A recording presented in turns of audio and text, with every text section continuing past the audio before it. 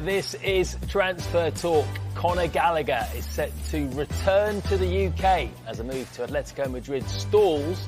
We are live to Stamford Bridge this hour. Also on the way, Aaron Ramsdale's Arsenal future is in doubt. We'll have a fresh update for you on that shortly. Erik ten Hag should have 2 new defenders through the door today. Will he have a midfielder joining too? And Martin Zubimendi says no to Liverpool. How will that impact their transfer activity?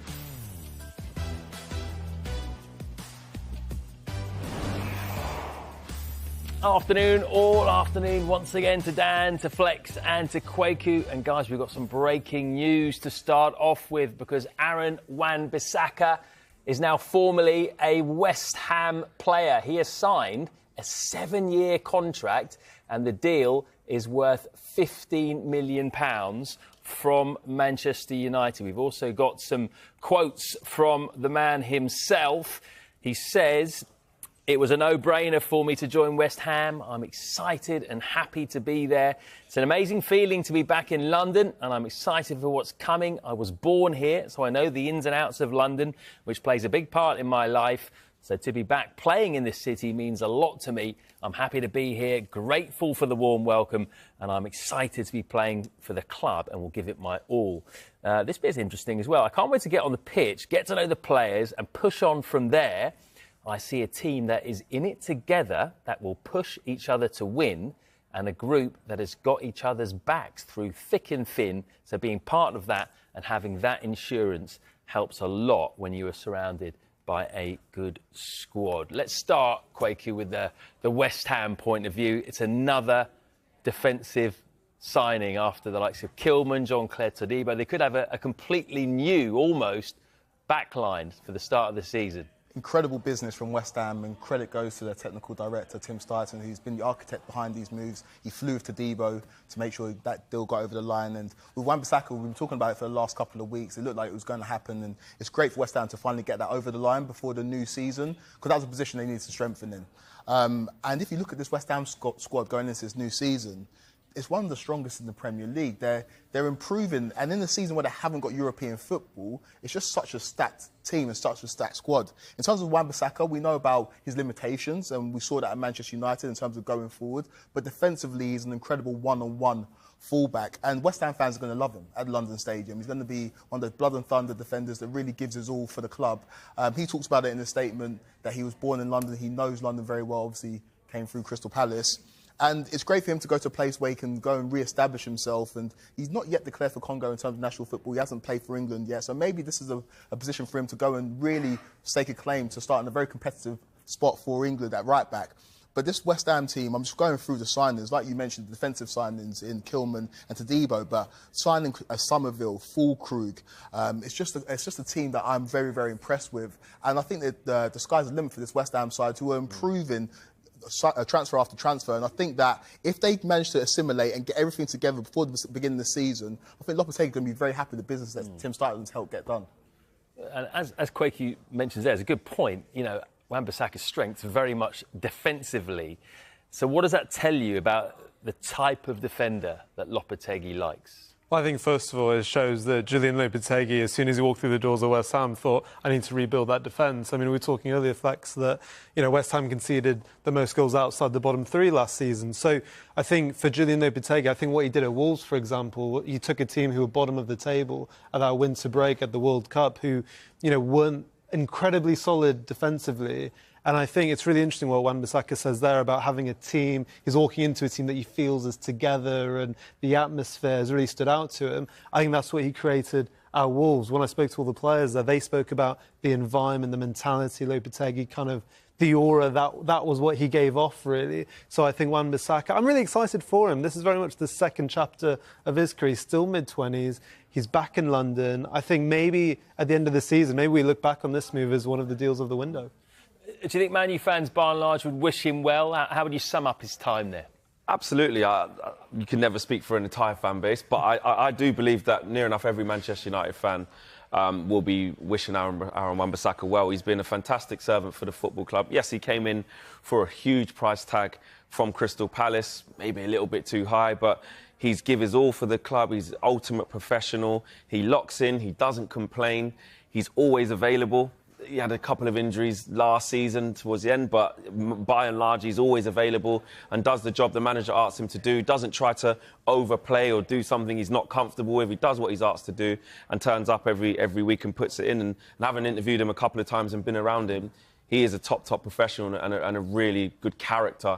So, like Kwaku said, West Ham fans are absolutely going to love him. You're going to see him at the London Stadium with last-minute, last-ditch tackles. his spider legs are going to extend and take the ball off of Salah when they're playing Liverpool or whatever it may be. But West Ham fans will be really excited by him. I think it's a really good move for him. Yeah, really exciting time to be a West Ham fan in general, I think. So, the big news today for West Ham fans, Aaron Wan-Bissaka is a West Ham player. He has moved from Manchester United for £15 million.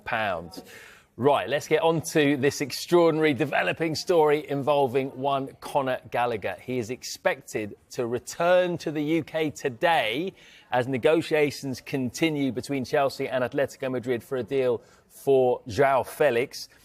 It is collectively agreed that it would be best for Gallagher to return home while the talks continue, with an agreement not yet thought to be close. It really is an amazing story, this, Quaker. Come on, just run us through the timeline of events so we can keep up with how it's moved on so quickly. I've barely been able to keep up. It's been a really bizarre week for Chelsea. That's saying something, considering the ongoings at Stamford Bridge over the last few months and years, really. But yeah, this all started last Monday when Chelsea accepted a £34 million bid from Atletico for Conor Gallagher after he turned down a contract offer from his boyhood club. The next day, the very next day, Gallagher's given permission to fly to Madrid ahead of that move. Wednesday comes along and things look to be progressing nicely. Chelsea and Atletico agreed a deal to sign striker Samuel Omorodion for around £34 million. Later that day, we brought you the exclusive pictures of Gallagher taken off on a private jet from London Biggin Station or airport, headed for Atletico Madrid. And then we're on to Thursday. I hope you're keeping up with me because it's getting very, very confusing. Gallagher has a medical at Atletico Madrid, and both the deals for him and Omorodion are agreed. Medicals passed and the contracts were set to be signed. Gallagher reportedly set to agree a 5-year deal with Atletico. He was even pictured at the stadium on the pitch, on the brink of being unveiled as an Atletico Madrid player. But then things changed over the weekend. The big developments. Samuel Omorodion's move to Chelsea from Atletico was off due to a contractual dispute and issues, throwing into doubt Gallagher's move, with Chelsea moving their attention to João Felix. Chelsea fans remember him from his loan move a couple of years ago, and they failed to come to agreement with Conor Gallagher, and they're still looking to get the deal done with João Felix. Then this morning, well, things took a big turn. We told you that Conor Gallagher is set to fly back to the UK while negotiations over a deal for João Felix continues. It's been an absolute mess, and really, from Chelsea's point of view, it doesn't look good, right? This is the Chelsea side that have got so many players. We've talked about the bloated squad. We've talked about how many players they need to offload. Conor Gallagher's a player that's been a great servant for Chelsea Football Club, but right now he's sat in limbo, and I don't know what you guys think. From my point of view, it's very unfair for a player who served the club so well over the last few years. It's sad. I mean, it's sad, isn't it? I mean, you mentioned that he's a player who captained the side last year, despite all the players in that position, the likes of Caicedo, Enzo Fernandez, although Romeo Lavia was injured a lot of the season. You know, Gallagher, despite being linked with a move over the last few windows, he's always carried himself so well. You know, he's still represented England in the Euros. And unfortunately, this is just really unfortunate for him. I mean, we know he was offered, you know, multiple contract offers from Chelsea earlier this window, but, you know, they were 2 years plus one as an option. And, you know, he felt the deals who were given to the new signings were somewhat, I assume, disrespectful in terms of he wanted similar terms, didn't he? So for him to decide to move his whole life to Madrid, that would have been a big life decision, not just the football, but for his life and personal life as well. And now, as you mentioned, Quake, you know, he's stuck in a bit of limbo, and, you know, you just feel for him, forget the football side of things, but for him as a player as well in person. Well, let's move this on then, because if Atletico Madrid doesn't happen, and it may not happen at all, could that reignite some interest from Premier League clubs? I don't see why it wouldn't, because if that move falls through and Gallagher's left in limbo and Chelsea are left in limbo where they clearly want to move Conor Gallagher on, that's the plan. It's untenable. It seems like, you know, he's rejected the contract offer, or he hasn't extended. So Chelsea's model now is we sell. Absolutely. There was talks before, rumours before of links to Spurs, links to Aston Villa, even maybe a bid accepted, but he didn't want to go there, etc., etc. And if he did end up in the Premier League and go into a rival as Conor Gallagher, the fans wouldn't be able to get on his back. Okay, Conor, how come you've gone to Spurs? Or he's done his best. He's sorted out a move to Madrid. He's happy in the sun. So the fact he finds himself back here, it's going to open up the floor. There will be a whole host of teams in the Premier League who could do with Conor Gallagher's skill set. Absolutely. And when you think of Ange Postecoglou and Spurs, not saying they have the money to do that, they've obviously had a huge outlay on Dominic Solanke, but in terms of profile-wise, you could see why that was a situation that could have arisen. If you think about someone like Conor Gallagher in the engine room at Villa, yes, they've got Amadou Onana now, but you could see why there were links there. And if you go a little bit further out of the top six, absolutely, there could be teams within the Premier League who would be on red alert about this deal, and then that is where Chelsea are going to have to decide if it is a rival. Yeah. How stern are they going to be now they don't have the bargaining power because they actually need to get this deal done? Yeah, but you look at this deal as well. Relatively cut price, £34 million or around that fee for Conor Gallagher. If you look at Dominic Solanke, who's just gone to Spurs for £65 million, obviously there's an English tax when it comes to players who've played in the Premier League. But Chelsea have put themselves in a very, very difficult position right now because this Atletico Madrid is on ice. This Atletico Madrid move is on ice right now. And there was a lot of complaints from Chelsea fans that Mason Mount went to Manchester United, a perceived rival. But if you now look at this in the cold light of day, was he forced out of the club? Was it a case that he chose to move? Obviously, these things are up in the air, and this move might well happen. But from Conor Gallagher's point of view, he hasn't had a pre-season either. He's come off the back of the Euros, had to train by himself. Chelsea put him in a very difficult position and put themselves in a difficult position because everybody knows that Chelsea have to sell. And so the price is just going to be reduced. And this is the point as well, is that Chelsea need this sale to happen if they're to move for a striker in the transfer market, right? So they need Conor Gallagher to leave the club if they're going to get Amorim in or João Felix or even from another club. So it does bear the question, you know, with this situation, how many Premier League clubs will now be looking at this situation thinking, is there a deal to take advantage to be done? Absolutely. Yeah.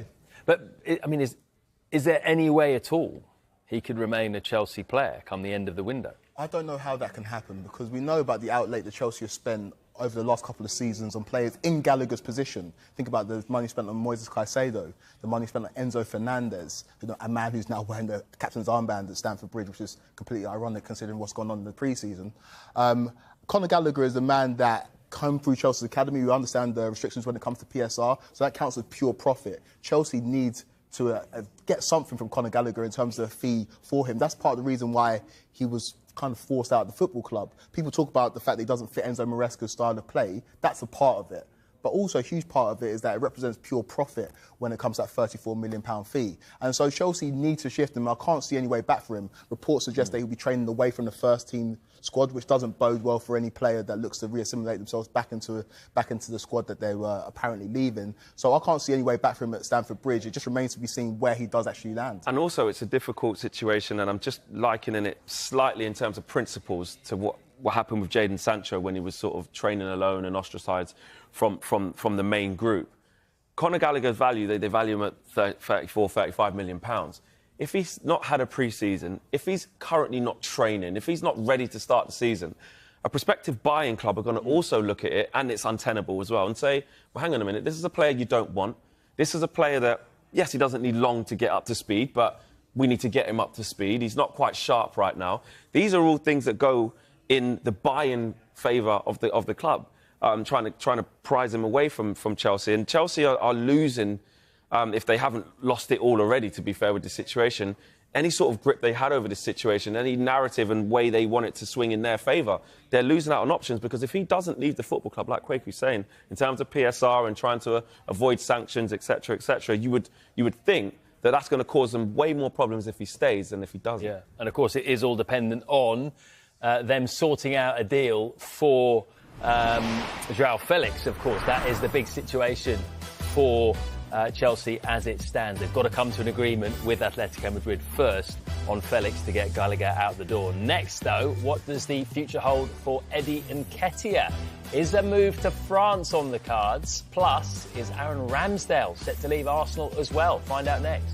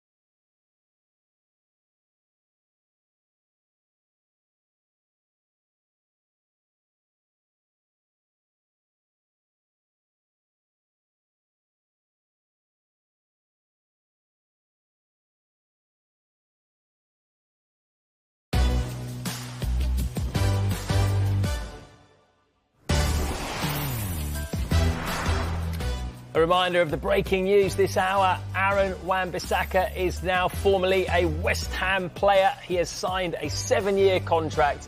The deal from Manchester United is worth £15 million.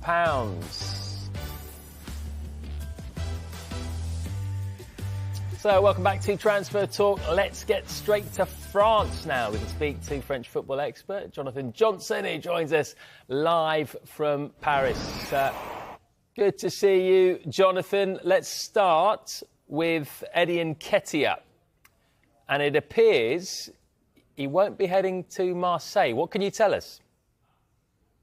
Yeah, this is one that we've been expecting that could potentially come off for some time. And I think that we expected it for so long that Marseille ended up looking into other options, alternatives.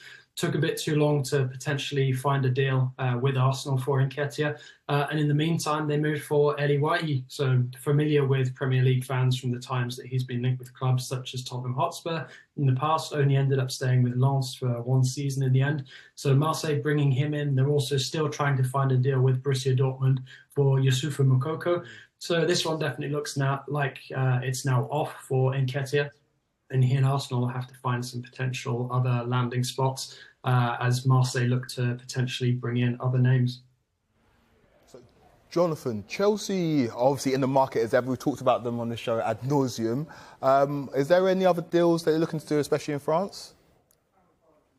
Well, one of their favourite tactics in the transfer market these last couple of years has obviously been to acquire players and then send them to France with Strasbourg. That is something that we saw very recently, actually, with the acquisition of Caleb Wiley. And there is also an expectation that Diego Moreira, who's already been sent to France with Lyon, might be the next name to be sent to Strasbourg now. So that's a deal that's expected to follow hot on the heels of Wiley going on loan for the season to the Alsace-based club. Jonathan, Carlos Soler at PSG has been linked with a move to the Premier League. Who wants him here? Yeah, this one's a really interesting one because you've got the likes of West Ham and Brighton linked with him at the moment. PSG are definitely keen to move him on. We saw Villa linked with him as well at the beginning of the transfer window. My understanding is that there's less truth in the Brighton rumours. However, whether or not we see West Ham coming in for a bid, he's highly rated as well in Spain, his homeland still. So this is a player that PSG definitely want to move on. One of a number of players. We can see the likes of Nordi Mukiele moving on as well. But for the moment, no firm bidders for Carlos Soler. And finally, let's finish up with the Championship. Could Jordan James be on the move to France? Yeah, this is one that has really taken people by surprise. Rennes turning into a bit of a landing spot for Wales internationals. Obviously, they had Joe Rodon go there a couple of years ago. So Jordan James to Rennes, one that many people didn't expect to be coming up at Rennes. A team in need of a bit of a rebuild after a couple of disappointing years. Very good place for younger players to develop. I think this one, perhaps one of the most unexpected moves of the transfer window so far, but one that will bring Birmingham City a good amount of money for a talented player. He certainly is. Thank you very much, Jonathan. Appreciate that update. Now, Ajax are interested in signing Arsenal goalkeeper Aaron Ramsdale. They have explored a loan move, but it is understood Arsenal at this stage prefer a permanent sale. Ajax are now discussing their next steps internally. If a deal is struck for Ramsdale, Arsenal will want to bring in another goalkeeper. They have an interest in Espanyol's former Spanish under-21 keeper, Juan Garcia. Right, this is interesting, isn't it, Ramsdale? Because it's someone that maybe you'd have thought you'd have been talking about a little bit earlier. He's stuck around, but does he need to move? Is he far too good to be a number two? I think so. I think so, and I think Aaron Ramsdale believes that as well. I think he believed that a long, long time ago. He would have been really frustrated this season. I think he understands how the industry of football is, and this can happen.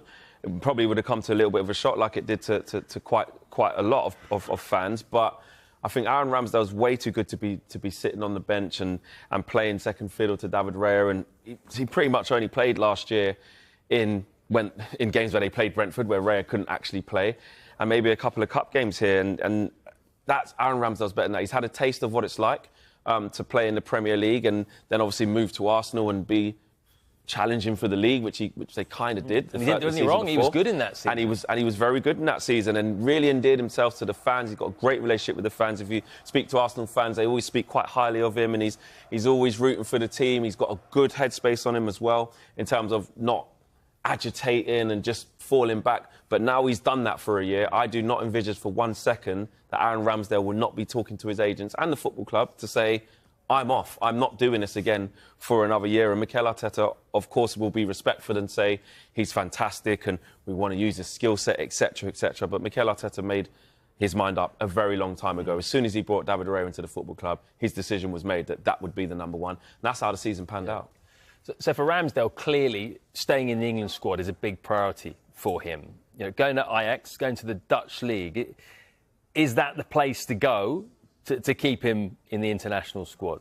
Well, it's a completely different international landscape right now. Jordan Pickford was Gareth Southgate's number one. Who's to say that Lee Carsley hasn't got different ideas as the interim England manager? So Aaron Ramsdale understands that he needs to go and get first-team football. What I will say, and there's an air of caution around this, is that unless you're Jude Bellingham or Harry Kane, who play for the biggest clubs in the world, and Bayern Munich and Real Madrid and are superstars, I don't necessarily know if going abroad serves your England career that well. You look at players who've gone abroad and done really well, the likes of Fikayo Tomori. We saw Jadon Sancho at the back end of the season go and perform at a decent level for Borussia Dortmund. Doesn't automatically mean that you're going to be selected for England. It's not a case of out of sight, out of mind, but we know the limelight the Premier League gives you and the kind of spotlight that you're under week in, week out. We saw Jordan Henderson at the back end of last season go to Ajax. Didn't make the England squad. Of course, he was playing the first half of that season in Saudi Arabia, which didn't work out for him. And so going to an Ajax team that are not necessarily the powerhouses that they used to be a few years ago will give him the opportunity to play football regularly, but I don't necessarily think that guarantees him a spot in this England squad because we know the quality of those leagues is not necessarily up to the standard of the Premier League. OK, well, we'll keep you abreast of whether anything happens with that possibility of Ramsdale going to Ajax. We discussed Eddie Nketiah with Jonathan there. Well, Bournemouth are one of a number of Premier League clubs who have explored the conditions of a deal. When I think about it, actually, Dan, Nketiah to Bournemouth, Solanke's moved on. Could this be a good deal for both the player and the club? It makes a lot of sense, doesn't it? And some, as you mentioned, Bournemouth looking for a number 9. They'll want to act, you would think, quite quickly as well to get that number 9 in as the season's just a few days away now. I think for Arsenal as well, you know, we've been talking over the last few weeks about potential incomings, like Mikel Moreno's been linked. And it feels like after selling Smith Rowe as well, if they can then sell Nketiah this window and recoup even more money PSR-wise as well, that puts them in even a stronger position to really reinforce that squad. I think for Nketiah, you know, we saw him the season before last. He had a really strong end to the season where he scored plenty of goals. He's shown he can score goals across the league, really. But he just needs first-team football. He's at that stage where he needs to play week to week. And Bournemouth, as we saw with Andoni Areola last season, he coached that team incredibly well. So it sounds quite exciting for Nketiah if that happens, but also Bournemouth as well. Do you know what? When you think about it, though, I mean, Nketiah does score goals. Are there other clubs that you look at and think, you know, I could see Nketiah there? Absolutely. Absolutely. I think Eddie Nketiah, when he's had to fill in at Arsenal and help players who've been injured and do his bit for the team, he's done it, but I just think when he's been asked to do more than that, I think maybe the gap in quality from the Jesus, etc., is probably too much. But in terms of going further down the league, mid-table teams, if I look at someone like Brentford, if I looked at Palace, of course, Mateta was absolutely unplayable towards the back end of last season. He was a complete revelation under Glasner, and he's been away at the Olympics. But if Palace want more options, they're going to have a fair bit of money to spend if Mark Gahey goes through, and yes, they've got a lot to do, but they'll have some money. He could easily play for Palace. I'm even looking at maybe the likes of Everton.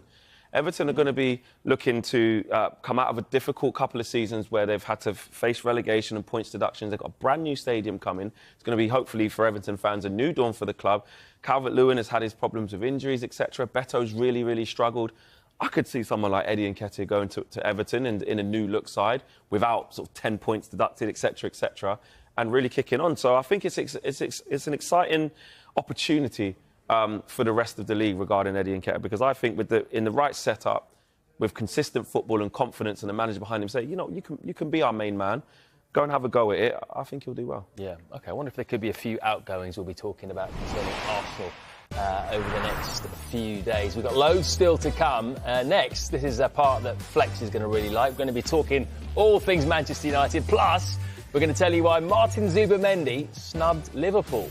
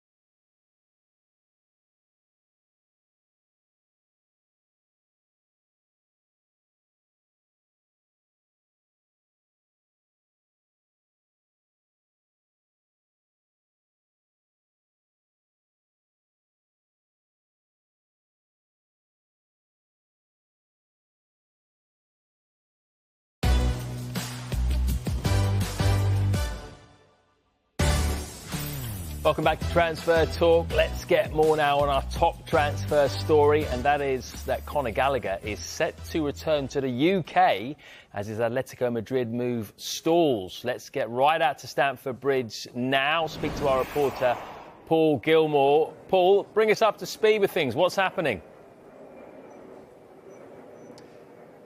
Well, Matt, Conor Gallagher expected to come back here to the UK, that despite having done a medical and agreed personal terms ahead of a £36 million move to Atletico Madrid. The reason for that, well, that's because the Atletico player, Samu Oumoudourian, the move fell apart, or is currently off, I should say. And what that means is that Atletico Madrid need to raise money or have a player exchange before this move can be completed. They've already signed Julian Alvarez from Manchester City for just shy of £82 million. And what things have moved on to in the last couple of days is a discussion between Chelsea and Atletico Madrid for Joao Felix, currently an Atletico player, somebody who spent a previous loan spell here at Stamford Bridge, and so some talks continuing about potentially Felix coming back, but of course those discussions are prolonged. They're not happening as quickly as they would like for Conor Gallagher. So as things stand, Conor Gallagher's move to Atletico in some doubt. What happens next with Gallagher then, Paul? Because we were hearing he was just waiting around at Atletico Madrid. He hasn't been able to train, I presume. What happens next? Well, exactly that. It's been a week. He hasn't been able to get into that normal routine for a professional footballer, if you think this point of the season as well. So important pre-season to be ready for the next campaign. So Conor Gallagher has been in a hotel in Madrid, and that's why he will return to the UK. Just while all of this goes on in the background, as a way of trying to salvage this move to Atletico Madrid, he will return. It's expected he'll be given a few days off by Chelsea, actually, but then will train if things haven't been resolved, maybe potentially training with the other players like Trevor Chalobah, the players not involved in the first team, so away from the first team, just to continue those preparations for the new season, because ultimately they still hope that this move to Atletico Madrid will happen. But in the meantime, Conor Gallagher on his way back to the UK as he awaits news of this move to La Liga. Great stuff. Thanks very much, Paul. Right, let's get to Liverpool now, and their midfield target, Martin Zubimendi, has decided to stay at Real Sociedad. That's despite expectations being that he would leave the Spanish club this summer. We haven't spoken about Liverpool too much in this transfer window because they've effectively only really had one big target that's been mentioned, and that was Zubimendi. Now that's not going to happen. It feels like they're back to square one. Well, the fact that you mentioned that we haven't really talked about Liverpool, and then we have over the last week when it comes to Zubimendi, screams of a change in philosophy when it comes to Liverpool. They used to do business very, very quietly. The deal would get done and there wouldn't be too much discussion around it. Obviously, last year, the prolonged saga with Caicedo. This year, Zubimendi effectively turning down Liverpool in public. This is not a great look for Liverpool. We've yet to make a signing ahead of this new season. Zubimendi was supposed to be, in my opinion, that Thiago replacement, that deep line playmaker that could dictate tempo and also shield that back four. And they've been looking to revamp this midfield over the last couple of seasons. Obviously, last summer, they brought in a host of midfielders. This year, Zubimendi was their main target, but they failed to get that deal done. And obviously, Sociedad have had to fend off interest from Mikel Moreno and now Zubimendi, and they've been pretty steadfast in the fact that if they don't get what they want, they're gonna keep these players, especially Zubimendi, who's from the Basque region. He's got a lot of loyalty to the club that he's playing at. And so this is a problem for Liverpool, who clearly want a player in that position, but have yet to identify him or yet to sign him. And the season starts this weekend. I know they've got a very strong squad already, but for Liverpool, who have made it clear that they want to play in that number 6 position, this is troubling for not only the club but the fans as well, no? Yeah. Dan, why has this fallen through? Because he's going from, with all due respect, a side in La Liga that finished 6th last year, unlikely to challenge for the title, and he's turning down a club that got a good chance of challenging for the Premier League. Yeah, I think I'll disagree to an extent, because I think sometimes you have to have empathy for the club that are involved, because Liverpool had the expectation that Martin Zubimendi wanted to leave Real Sociedad this summer. After very impressive Euros, he came on at halftime for Rodri against England, went on to win the tournament, of course, as well. Zubimendi had this £51 million buyout clause, which in Spain, you need the player to initiate that clause for the club then to get involved and pay it. That's what Liverpool were waiting for. That never came. And I think for Liverpool, this was a player they identified that, yes, from what they're hearing, he is available, and he was a target they thought would reinforce what they already have in midfield. And perhaps, as you mentioned, Thiago or Fabinho type replacement for the way Arne Slot wants to play with that number 6 option. So I think they've probably feel a bit let down in terms of what they were probably hearing from the player side, that maybe Sociedad perhaps really, we understand, have offered Zubimendi a new contract with better terms. Perhaps that has changed his mind. He's been at the club since he was 12 years old as well. So he's changed his mind. I don't think you can necessarily blame Liverpool for that, but they do have other options, and I think, Flex, you're going to have a look at that. Well, that's it. I mean, he's going to have to make do with what he's got by the sounds of it, possibly Arne Slot.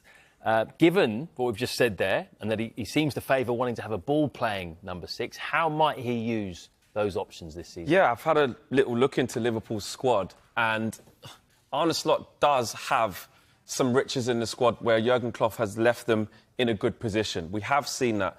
And Liverpool were praised last year by actually revamping their midfield within a short space of time. That wasn't easy to do. They got Alexis McAllister through the door really, really early. And then as the window went on, they started to make more signings there.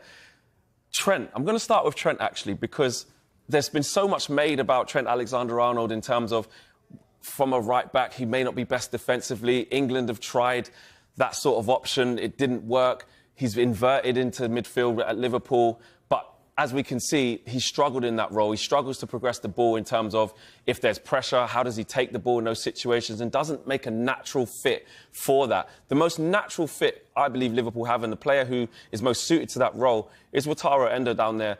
The 31-year-old is the main player in that position. It's a short-term fix. It was only a short-term fix, and it looked like Liverpool already wanted to try and move on from that situation. And he came in and done a really good job. In my opinion, I think he was on the front foot. He was getting involved in challenges. He was winning duels, and he brought a lot of calmness to there. But of course, it's a short-term fix. When you're looking at players like Gravenberch and you're looking at Dominik Szoboszlai, in terms of Szoboszlai in particular, that's definitely somebody you want further up the field in an 8. Great ball striking ability, wants to be scoring goals, wants to be creating goals, so that doesn't suit him. Gravenberch is young. He had a difficult season last year, but when he came in, he showed a little bit of promise. But in terms of an out-and-out 6 and dictating the play and being that tempo setter, that's definitely not his game. Then we get to Alexis McAllister, and actually he spent some time in that position, not his favoured position. When he arrived from Brighton, you're pretty much thinking he's a shoo-in to be in advanced positions in Liverpool's midfield. But because he's such a good player and can do a little bit of everything really, really well, he makes it look effortless, he makes it look seamless by doing that, and I think he's a fantastic option in that area. But again, you're going to probably get more out of Alexis McAllister further up the field, not a natural 6. Curtis Jones, same conundrum with him. He's neat and tidy, likes to get on the ball, but again, not a natural fit. And someone who's not on this board here, Harvey Elliott, another attacking midfielder, can play from wide positions as well. So it's not easy. Arne Slot has some decisions to make. He isn't Jurgen Klopp in terms of, you know, just trying to reel out what was there and say that will work. He has to find a solution to this. But there are options there. And Stefan Bajcetic as well, the young 19-year-old. He had a big injury, which kept him out of most of part of last year. But maybe Liverpool fans will be looking at Stefan Bajcetic and saying, hang on a minute, we can unearth one of our own here. We can unearth a gem. Yeah, absolutely. I mean, they do have options there, but I'm just trying to be a bit cheeky here, really. We are hearing that Zubimendi was the main target, and there aren't necessarily lots of other options. They just wanted him because he was available, or they thought he was. But, you know, who else is there out there? I mean, we've been talking about a midfielder today, haven't we, for quite a while? Someone called Conor Gallagher. I mean, you know, maybe there are other options out there for Liverpool. Yeah, there are. What Arne Slot did very well during his time in the Netherlands is dealing with limited resources, and I think that's part of the attraction for the Liverpool owners in terms of bringing them in. But my issue is that when a new manager comes into a team, they want to enforce their philosophy, their style of play. And one way of doing that is by bringing in players who understand the way that you want to play football. He's having to make do with Klopp's squad effectively.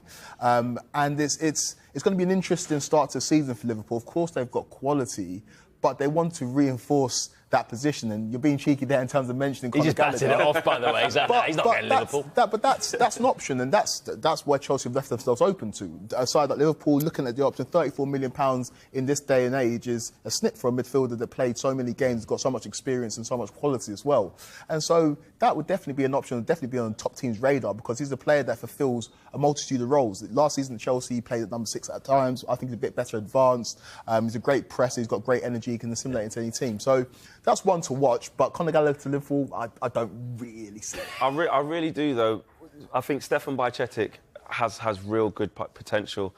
I think when he came in the season before last, before he was unfortunate to get that injury, he looked really promising. Of course, it's a big ask to just throw him in and say you are going to be the 6 and you have to do everything. But there is an opportunity there for someone from Liverpool's academy to come through, actually, and maybe fill that void. And it's times in adversity, it's times when things don't quite go right in the transfer window, opportunities arise for players you may not think. But this is a player that excites Liverpool fans. This is a player that has a good reputation already. He's technically sound. He's not scared to get stuck into tackles. He was flying into tackles when he had his stint before he got injured. And actually, it's still a difficult position, But I think Arne Slot's got enough in terms of making it work, and he might have to play in a different way until he gets what he wants long term, but it is an opportunity for someone of 19 years of age, of Stefan Bajcetic, who I think is a good player. Liverpool, still the only side yet to make a signing in this transfer window. Will that change over the coming days? Still to come, will Crystal Palace accept a third bid from Newcastle for defender Mark Guéhi? We will analyse that after the break.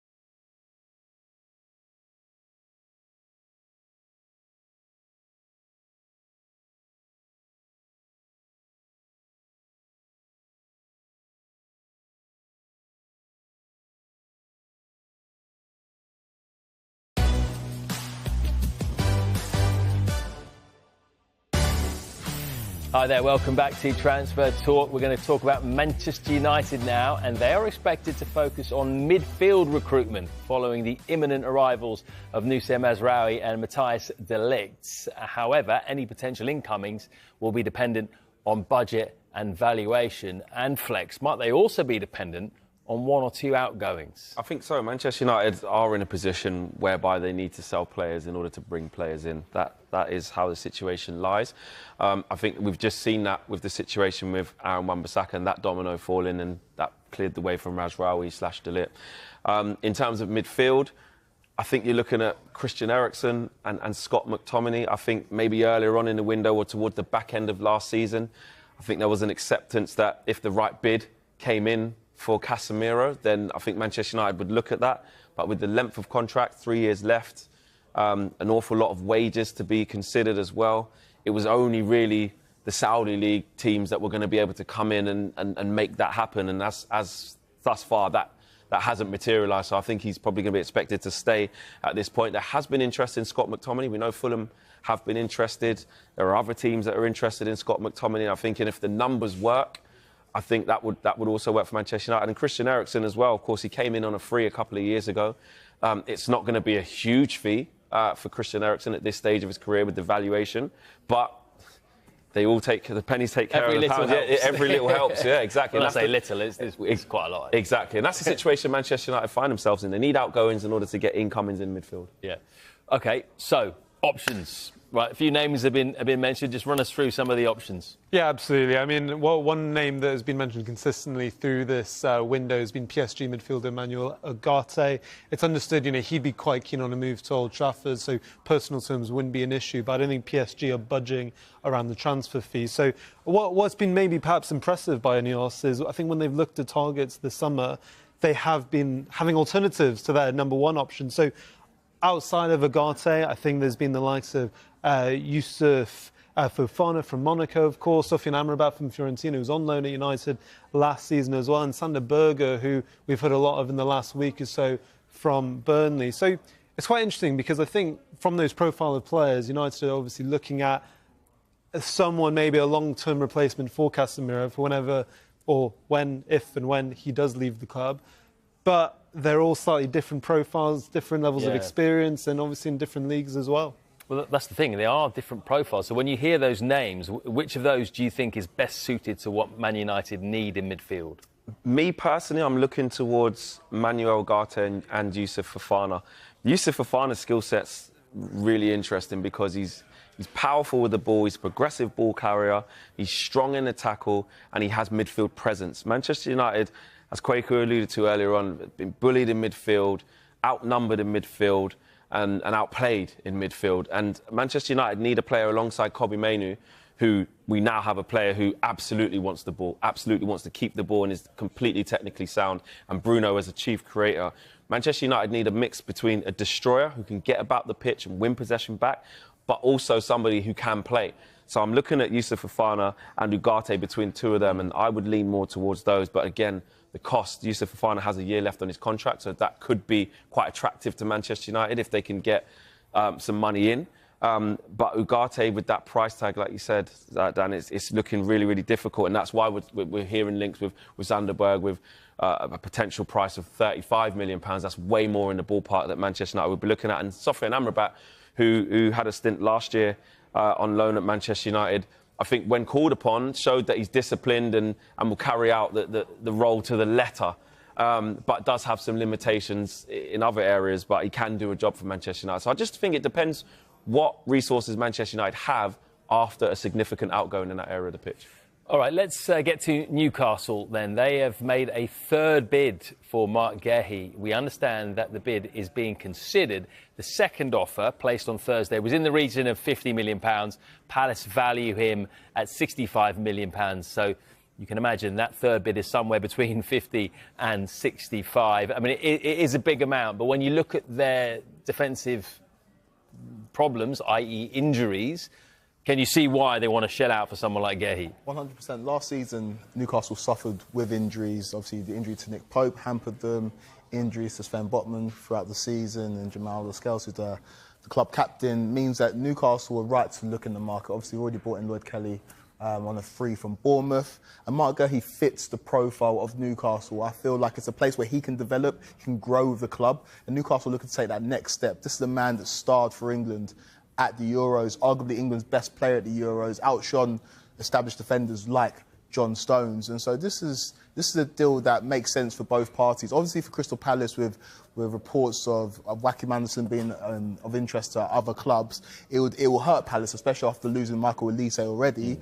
But this move makes sense for Newcastle, especially as they're trying to reinforce and go again next season with European football. So I think this Newcastle team is a team that will definitely benefit from the services of Marc Guéhi. But for Palace, they're going to need to look in the market to find a replacement for a player that's been such a stalwart for them over the last couple of seasons. Just quickly, because we're running out of time, Dan, but success 2 seasons ago, getting to the Champions League, was built on defence for Newcastle, wasn't it? Yeah. Do you think this is potentially a signal that Eddie Howe wants to return to that solidity? Yeah, absolutely. I think the difference this season is, as you mentioned, they won't be having European football. They'll be back week to week, and we saw what they were able to accomplish 2 seasons ago. So I think the addition, if it happens, Gay and perhaps even a few others, I think you'll see maybe more of what we saw 2 seasons ago, and Eddie Howe, I'm sure, will get Newcastle back on track this season. Yeah. Guys, been an absolute pleasure as always. You're back tomorrow? You're back tomorrow? You're not, though, Flex? Back on Thursday. OK. Nubaid is here. Such a shame you're not on together. I will be back with Nubaid, yes. If he turns up. He can't wait, I'm sure. Thanks very much, guys. OK, don't forget that Good Morning Transfers is back at the same time tomorrow morning, 9 a.m, with 3 of us and Nubaid. And then we'll have a full roundup of the day's transfer news a bit later on. Transfer Talk, that is on at midday. And, of course, the Transfer Show. That's on at 5 and at 6:30 if you're just getting back from work and you want a roundup of all the news that's happened. Next, though, we'll be back live to Stamford Bridge for an update on the Conor Gallagher situation.